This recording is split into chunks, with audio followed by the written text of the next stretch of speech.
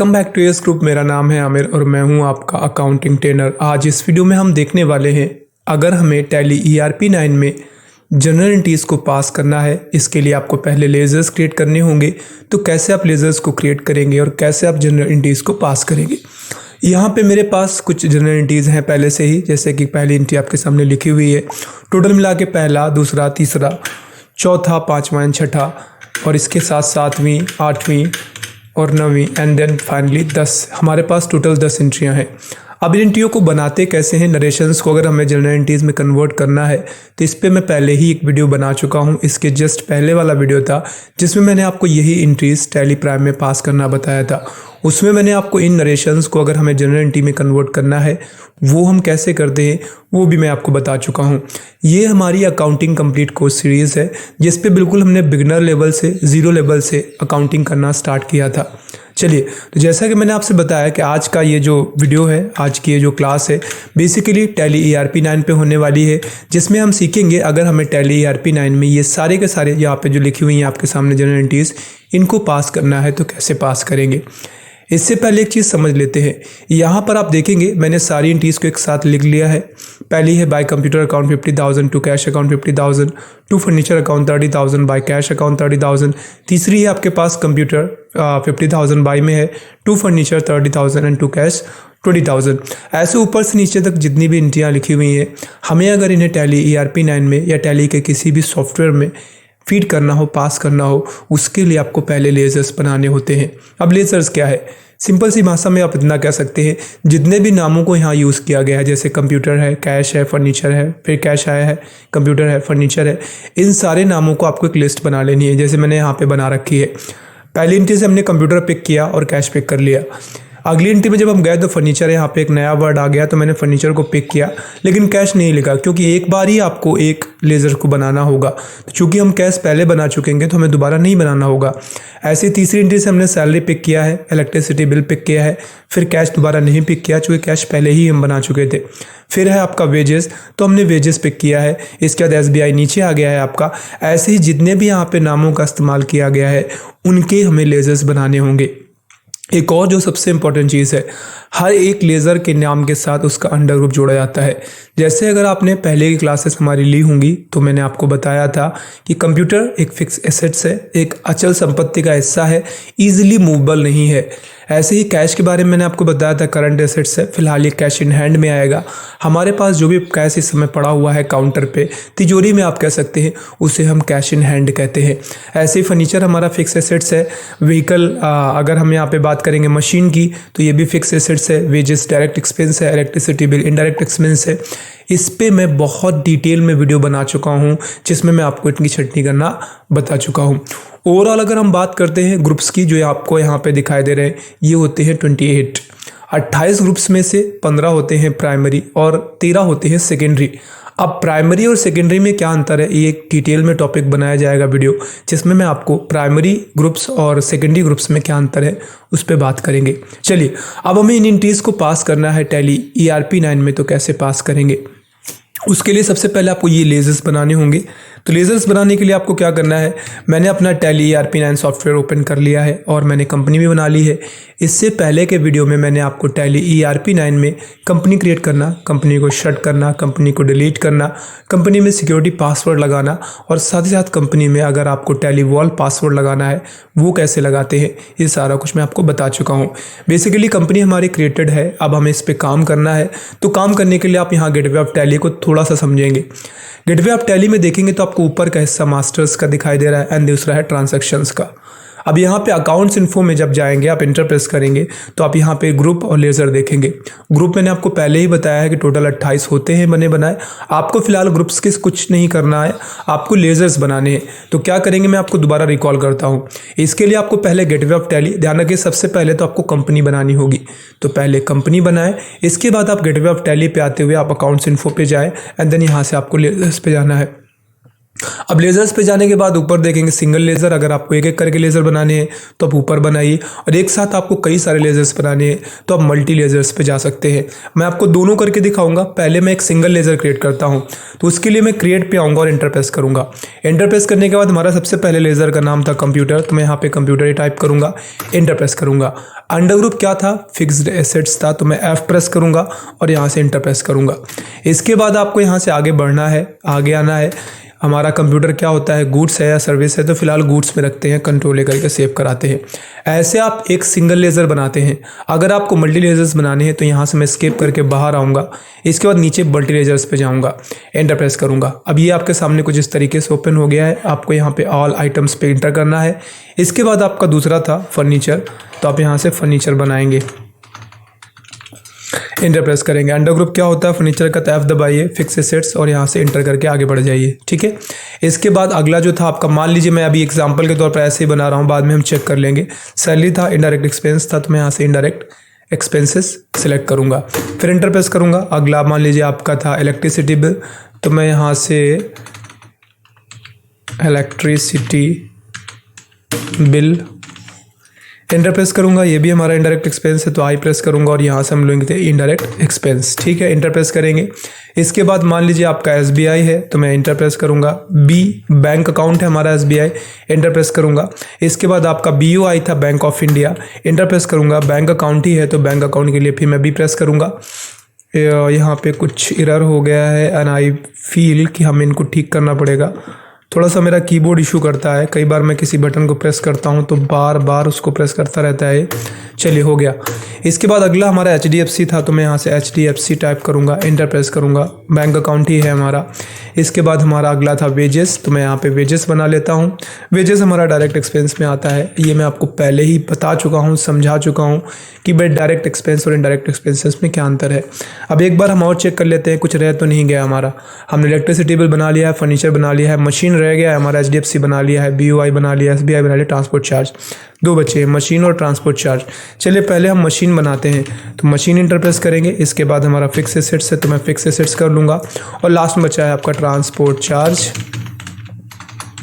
Enter press कर दीजिए। Enter press करने के बाद ट्रांसपोर्ट चार्ज में आपको यहाँ पे प्रेस करना है D यानी डायरेक्ट एक्सपेंस, तो डायरेक्ट एक्सपेंस ले लीजिए ऊपर, एंटर प्रेस कर दीजिए। इंटर करते जाइए और इसके बाद आपका हो गया, इंटर कर दीजिए। एक साथ आपके सारे लेजर्स बन गए हैं। अब आपने क्या किया, आपने लेजर्स बना लिए हैं, कंपनी आपने पहले से बना रखी थी, अब आपको इन चीज़ को पास करना है। तो इसके लिए आप स्केप करिए और इसके बाद आप गेटवे ऑफ टैली पर आ जाइएगा। चूँकि आपको जो भी क्रिएट करना होता है वो ऊपर के हिस्से में करते हैं, लेकिन अगर आपको एंट्रीज को पास करना होता है तो ट्रांसैक्शंस में जाते हैं, यहाँ से अकाउंटिंग वाउचर्स पे, यहाँ पे, ठीक है, और एंट्री आप यहाँ से पास करते हैं। तो मैं अकाउंटिंग वाउचर्स पे जाके एंटर प्रेस करूँगा। अब यहाँ पे एक चीज़ देखने वाली है, आपको यहाँ पे बाई एंड टूल नहीं दिख रहा होगा। अगर ऐसा होता है कि आपको बाई एंड टूल नहीं दिखता, अब आपको उसको एक्टिवेट करना होगा। अगर ऐसा कुछ है तो नीचे आप देखेंगे यहाँ पे आपको कॉन्फ़िगर दिखाई देता है, आप इस पर क्लिक करें। क्लिक करेंगे, सेकेंड ऑप्शन आपसे बता रहा है use single entry mode for the payment receipt content vouchers, yes है, प्लीज़ इसको नो कर दे। नो करने से क्या होगा, डबल मोड इंडी सिस्टम पे आ जाएगा। इसके बाद आपको CRDR इनेबल करना है या फिर बाय टू रखना है। फिलहाल CRDR नो है तो बाय टू में ही आ जाएगा, कंट्रोल लेकर के सेव कराएंगे, ठीक है। अब आपको क्या करना था, कंप्यूटर खरीदना था, तो कंप्यूटर के लिए C प्रेस करेंगे, कंप्यूटर आ जाएगा। 50,000 रुपये आप यहाँ पे एंटर प्रेस करेंगे। इसके बाद आपको यहाँ से 2 कर लिए, T दबाना है, एंटर प्रेस करना है, कैश आपकी एंट्री हो जाएगी। एंटर प्रेस करेंगे और ये आपकी एंट्री हो गई रेडी, ठीक है। अगली एंट्री में क्या था, हमें फर्नीचर सेल करना था। एक बार हम देख लेते हैं फिर से। अगली एंट्री में हमें फर्नीचर बेचना था, तो ऑब्वियस सी बात है, जब आप फर्नीचर बेचेंगे तो आपके पास पैसा आएगा, यानी रिसिप्ट होगा, रिसीव होगा आपके पास। अगर आपके पास कहीं से भी पैसा आता है, कैश के रूप में या बैंक के रूप में, ध्यान रखिए कहीं से नहीं, किसी थर्ड पार्टी से, ठीक है। आपका पैसा बैंक में जमा है, आपने उसको निकाला, तो वो कहीं से आया नहीं है, आप ही का पैसा था। लेकिन अगर कहीं से, यानी आपने कुछ बेचा, कोई पैसा आपको दे रहा है, या फिर आप कभी किसी को पैसा देते हैं, आप देते हैं तो पेमेंट कहलाता है, आपको मिलता है तो रिसिप्ट कहलाता है, ठीक है। तो यहाँ पे हमने फर्नीचर हमने बेचा है और हमें उसके बदले कैश मिला है 30,000, तो हम क्या करेंगे, इसको हम रिसीव करेंगे, रिसिप्ट करेंगे, ठीक है, जो कि हमारे पास पैसा आया है। तो रिसिप्ट के लिए आप F6 प्रेस कर सकते हैं। यहाँ पे मैंने क्लिक किया और हमने फर्नीचर बेचना था, फर्नीचर पैसे डाल दीजिए, 30,000 रुपीज़, एंटर प्रेस करिए। इस बार आपको कैश मिलना है तो सी प्रेस करिए और यहाँ से कैश ले लीजिए। कंट्रोल ए करके आप एंट्री को पास कर दीजिए। ठीक है, 2 एंट्रियाँ हो गई हमारी। तीसरी एंट्री क्या थी, इस बार कंप्यूटर खरीदना था, फर्नीचर बेचना था, बाकी बचा हुआ पैसा देना था मतलब आपका पेमेंट में जाएगा। भाई आपने सीधी सीधी बात है, अगर कंप्यूटर खरीदा 50 का, उसके बदले आपने 30 का तो फर्नीचर दे दिया, लेकिन 20,000 रुपये आपको और देने पड़ रहे हैं किसी और को, तो पेमेंट में चला जाएगा आपका। तो इसको हम पेमेंट में ही बनाएंगे। तो सबसे पहले हम यहाँ से पेमेंट वाउचर सेलेक्ट करेंगे एंड देन इसके बाद आपको कंप्यूटर खरीदना है, एंटर प्रेस करिए, 50,000 रुपये भर दीजिए, एंटर प्रेस करिए। अब यहाँ पे 2 में पहले आप डालेंगे फर्नीचर, कितने का, 30 का, एंटर प्रेस करिए। अब फिर 2 में कैश डाल दीजिए, तो ये आपका 20,000 एडजस्ट हो जाएगा। टोटल 50 का आपके पास सामान आया और 50 गया, 30 गया फर्नीचर के रूप में और 20 गया आपका कैश के रूप में। एंटर प्रेस कर दीजिए और आप इस एंट्री को भी पास कर दीजिए। हमारी 3 एंट्रियाँ हो गई हैं। अगले में सैलरी और इलेक्ट्रिसिटी बिल हमें पे करना है, तो पेमेंट ही करना पड़ेगा। इसके लिए मैं यहाँ पे पेमेंट पे आऊँगा। सबसे पहले मैं सैलरी सेलेक्ट करूँगा, कितनी है, 30,000 रुपये, तो मैं 30,000 रुपये एंटर करता हूँ। इसके बाद फिर से बी प्रेस करूँगा और यहाँ पे हमारे इलेक्ट्रिसिटी बिल है 10,000 रुपये, एंटर प्रेस करूँगा। 2 में आपका कैश आ जाएगा। सारा पेमेंट आप कैश के थ्रू कर रहे हो। एक बार फिर से मैच कर लेते हैं, सही है या नहीं है, तो बिल्कुल सही ही है। आप यहाँ पे देख लीजिए 40,000 रुपीज़ ओवरऑल आपको पे करने थे। एंटर करिए, कंट्रोल करके इसको भी सेव करा दीजिए। चलिए ये भी हो गई आपकी। उसके जस्ट बाद की एंट्री है, इस बार हमने वेजेस पे करना है SBI चेक के रूप में। ठीक है, तो कुल मिला के पे ही करना है भाई। वेजेस पे करना है तो W दबाइए और वेजेस सेलेक्ट करिए। कितना पे करना था आपको, एक बार चेक करते हैं। 5,000 रुपीज़, तो 5,000 भर दीजिए, सॉरी, एंटर प्रेस करिए। इस बार पेमेंट आपका SBI के थ्रू होना है तो S दबाइए और SBI सेलेक्ट करिए, कंट्रोल लेकर के इसको सेव कराइए। ठीक है, फिर से जाइए। अगली एंट्री आपके सामने है, इस बार सैलरी और मशीन दोनों का कुल मिला के पेमेंट करना है 60,000 रुपये आपको। ठीक है, तो पहले सैलरी के लिए S दबाएंगे, सैलरी आ जाएगी आपकी 10,000 रुपये की है, एंटर प्रेस करेंगे। फिर से आप B दबाइए, मशीन के लिए M दबाइए और 50 की है, एंटर प्रेस कर दीजिए। ठीक है, टोटल मिलाकर आपका पेमेंट किस में हो रहा है एक बार फिर से देख लेते हैं। कैश में ही है, कैश में ही है, यस, तो कैश ही रखेंगे हम। एंटर प्रेस करेंगे, कंट्रोल लेकर के सेव करा देंगे। ये हो गई आपकी एंट्री। अगली वाली है, आप यहाँ पे देखेंगे HDFC बैंक में हमने पैसे डाले हैं 20,000 रुपये। तो ध्यान रखिए, इस बार आपने रिसीव नहीं किए, ना ही पेमेंट किया, अपना ही पैसा है, आपने अपने बैंक में डाला, उसको कन्वर्ट किया, कैश से आपने उसको बैंक में कन्वर्ट किया। तो आपको क्या करना होगा, इस बार कॉन्ट्रा वाउचर सेलेक्ट करना होगा। कॉन्ट्रा मतलब कन्वर्जन।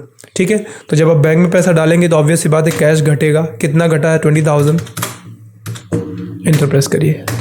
अब बढ़ा क्या है आपका बैंक, कौन सा बैंक, HDFC, तो HDFC कर दीजिए, कंट्रोल लेकर के सेव करा दीजिए। ठीक है, अगली एंट्री है BOI से, हमने SBI से BOI में ट्रांसफ़र किए हैं पैसे, कितने टोटल मिला के आप यहाँ पे देखें 50,000 रुपये। ठीक है, तो हम क्या करते हैं, सबसे पहले SBI को घटाते हैं, जिस बैंक से पैसे निकालने हैं, एंटर प्रेस करेंगे, एंटर प्रेस करेंगे, एंटर। इसके बाद आपको जिस बैंक में डालने हैं तो BOI और कंट्रोल लेकर के सेव, हो गई आपकी एंट्री। अगली एंट्री हमारे सामने है कैश। इस बार हमने कैश निकाला है HDFC बैंक से, कितना निकाला है देख लीजिए, 10,000 रुपये। चलिए फिर से कॉन्ट्रा ही रहेगा, इस बार बैंक घटेगा तो HDFC पहले आएगा 10,000 रुपये, एंटर प्रेस करेंगे। इसके बाद बाई में आपका कैश आ जाएगा, C प्रेस करिए और कैश करते हुए कंट्रोल लेकर के सेव करा दीजिए। हो गई आपकी ये भी एंट्री। सबसे लास्ट में एंट्री है ट्रांसपोर्ट चार्ज, इस बार पे करना है HDFC के रूप में, जो कि 10,000 रुपये है। तो पेमेंट करना है आपको, तो पेमेंट पे चले जाइए और क्या पे करना है, ट्रांसपोर्ट चार्ज कितना है, 10,000 रुपये, एंटर प्रेस करिए, एंटर प्रेस करिए। किसके रूप में, HDFC, तो H से दबाइए और HDFC हो गया आपका। एंटर करते हुए आप इस एंट्री को यहाँ से पास करा लें। इस तरीके से टैली ERP9 में लेज़र्स बनाए जाते हैं और उनकी एंट्रीज़ को पास किया जाता है। अब आपको डिटेल्स चेक करनी है तो आप स्किप करके बाहर आ सकते हैं। आपको रिपोर्ट्स चेक करने के लिए नीचे आप रिपोर्ट्स पे जाएंगे और आपको यहाँ बैलेंस शीट दिखती है, आप यहाँ से चेक कर सकते हैं। इसके अलावा अगर आप चाहें तो डिस्प्ले पे जा सकते हैं और यहाँ से डे बुक में जाके आप पर डे का डेटा देख सकते हैं। टोटल मिला के कितनी एंट्रियाँ पास की गई हैं, तो आप देखिए 3 कॉन्ट्रा की हैं। इसके अलावा 1 2 3 4 5 6 पेमेंट की हैं और 1 रिसिप्ट की है। किसी भी एंट्री को आपको देखना है तो डायरेक्टली आप क्लिक करें और एंटर कर दें, वो एंट्री आपके सामने ओपन हो जाएगी। ऊपर ओवरऑल बैलेंस शीट क्या कहती है, तो बैलेंस शीट पे आएंगे। अब बैलेंस शीट एक बहुत डिटेल में टॉपिक है जिसको मैं बहुत अच्छे से एक्सप्लेन करने के लिए पहले नोट्स बनाऊंगा, इसके बाद मैं आपको बताऊंगा बैलेंस शीट एग्जैक्टली कैसे इफेक्ट करती है। अभी फिलहाल आप देखेंगे तो हमारी फर्म के पास करंट एसेट्स पड़ा हुआ है 1,55,000 रुपये। फिक्स एसेट्स जिसमें से 90,000 रुपये है और प्रॉफिट हुआ है आपका 65,000 रुपये का। अभी एक क्वेश्चन सही नहीं बता रही है, क्योंकि यहाँ पे कोई भी लायबिलिटी नहीं बता रही है। भाई बिजनेस स्टार्ट ही नहीं होगा तो ये सारी चीज़ें आप खरीदोगे बेचोगे कैसे? और बिज़नेस अगर स्टार्ट किया होता तो उसके लिए हमने ऑनर से कुछ पैसे लिए होते। अब ऑनर से पैसे लेंगे तो कुछ तो लायबिलिटी आएगी ना। लेकिन मैंने जस्ट अभी आपको सिर्फ एंट्रियाँ पास करना बताया है। लायबिलिटीज़ क्या है इसके बारे में बता चुका हूँ, हालांकि इसकी भी एंट्रियाँ मैं पास करा चुका हूँ आपको। चलिए फिलहाल आज के इस क्लास में हमने देखा कि अगर हमें लेजर्स क्रिएट करने हैं टैली ERP 9 पे और या एंट्रीज़ को पास करना है तो कैसे पास करेंगे। उम्मीद करता हूँ आपको ये वीडियो पसंद आया होगा, क्लास पसंद आई होगी। अगर आप कोई टॉपिक पे वीडियो चाहते हैं हमारे एंड से तो आप उसको कमेंट सेक्शन पे लिख सकते हैं। जल्द मिलेंगे हम फिर से नए टॉपिक पे बात करते हुए, तब तक अपना ख्याल रखिए। Bye bye and take care.